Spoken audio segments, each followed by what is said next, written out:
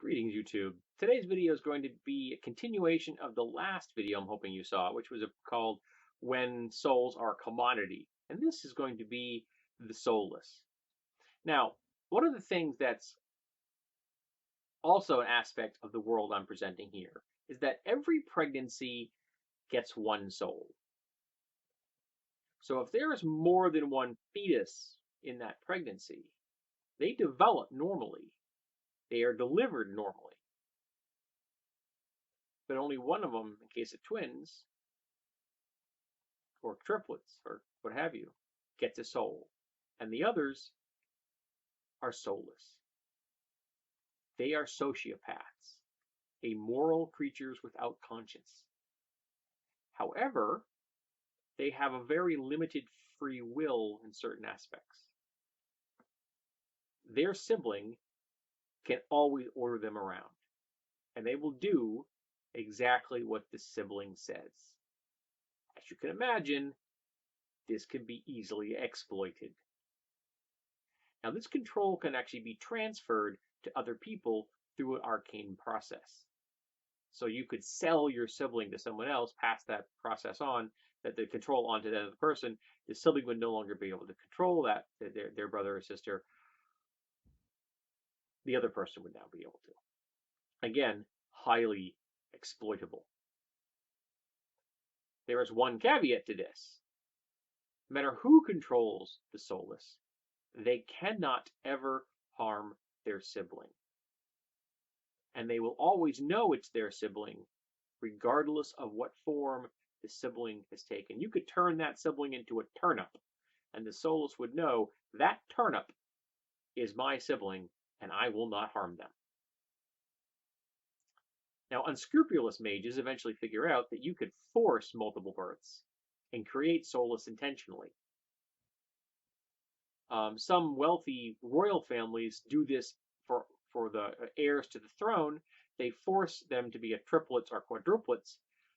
The souled child becomes the heir to the throne. The others are taken away and trained and turned into some of the best warriors and bodyguards and assassins in the world. And when the heir comes of age, say whatever it is, 13 or 14, what have you, 16, it depends on what society you're in, I guess, what your culture is. They are presented with their sibling assassin slash bodyguards who will never ever betray them, who could be identical to them, also handy, or they could be fraternal. The actual biology of it is very similar to what we have now. And the truly unscrupulous have figured out how to force a birth when there are no souls at all. And they can just churn out soulless at will. And the person that does this controls them. And again, they can transfer this control to someone else. But in this case, because there are no siblings, there isn't that, they will not kill that person. They will just do what they're told. Again, highly exploitable. In some very, very ugly ways. All soulless born are sterile. So there are no races of soulless. No matter what people do, that seems to be one of the inviolate rules of this universe. That divine being that created this universe doesn't have many of them, but this is one of them. The soulless cannot reproduce. They can still have sex, of course. They're biologically normal in appearance and function. Now, a lot of the times, even if they have no attachment, if they have no one controlling them, say, for example, a set of twins, the twins always control their soulless sibling, but the twin dies from natural causes or an attack or something, and the soulless is not one attached, the soulless will continue to pretty much function as they did before. So if they've been raised as a farmer, they're probably going to go hook up a job somewhere at a farm and just do their thing. Or if they're isolated, they may set up their own farm or something. They're just going to keep living their life the way they always have. It is only when things get desperate that things can get ugly. Because a soulless has no compulsion about stealing or killing for survival. None whatsoever. They are amoral. They are without conscience.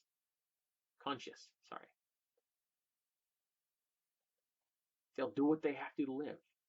And if they've been raised as warriors, that can get ugly. And if they've been raised as assassins or they've been raised in a sadistic, cruel way, and they've been taught that you can get what you want through being sadistic and cruel and violent, they're dangerous. And if they're a member of a race that gets a bonus to their charisma, they're really dangerous because they're just as smart, just as clever, just as charming as anybody else. They're just sociopaths. And there are lots of them. There are more than in our world. So the Soulless present an interesting concept, both as a player character and as non-player characters, and as a societal element. Most societies view the deliberate creation of Soulless without a controlling sibling to be worse than necromancy. It's worse than raising someone from the dead.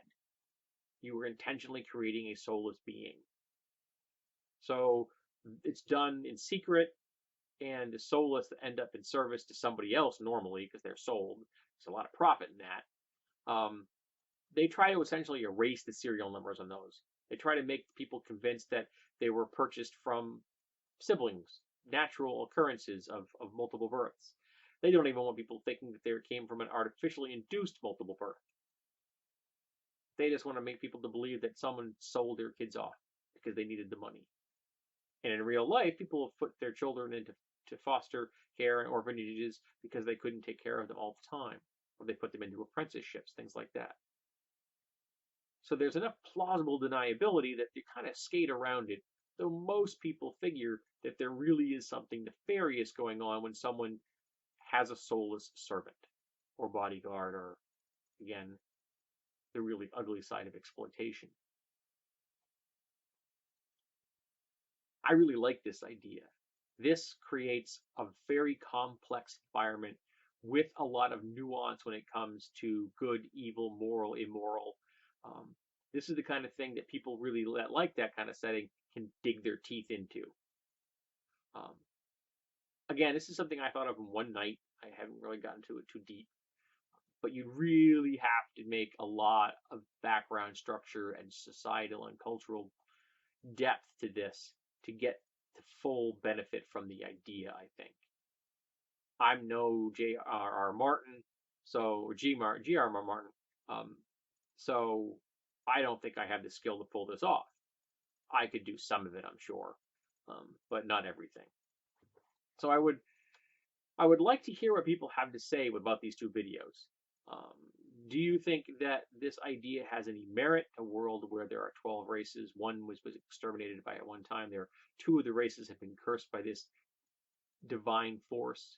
There are soulless beings everywhere. Can you tell that they're soulless? Is there some clue? Is there a hint? Is there a tell? Or are they so seamlessly like us that we can never know?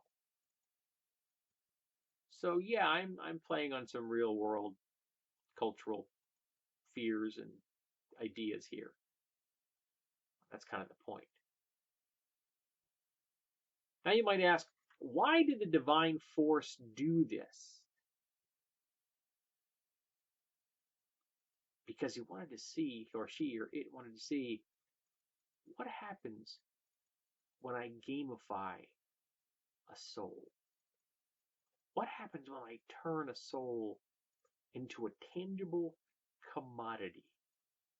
So this is nothing more than one very large, very long, complex experiment. It's an exercise in game theory on a really big scale.